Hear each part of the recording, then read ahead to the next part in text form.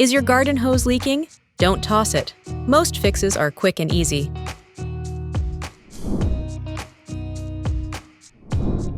If your hose only has a tiny hole or split, try wrapping it with electrical or duct tape.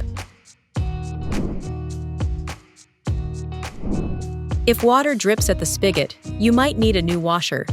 Shut off the water and disconnect the hose. Replace the washer inside the spigot and reconnect the hose. For large leaks in the middle of the hose, cut out the damaged section and replace it with a hose mender or coupling. Bring the section you removed with you to the store to make sure you get the right diameter repair piece. Drain all the water out after each use and coil it neatly or use a reel. Keep it out of direct sunlight and store it away during the winter. If your garden hose is beyond repair, stop in and browse our assortment.